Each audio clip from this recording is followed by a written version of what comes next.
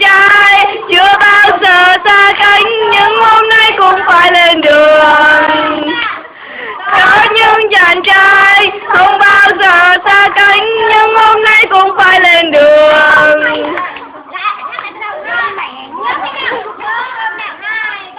Nhớ hôm nào có khoác áo xa đi rời xa thành phố lớn.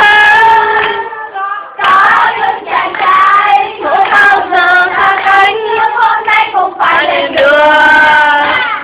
Nhớ hôm nào có khoác áo xa đi xa thành phố lớn.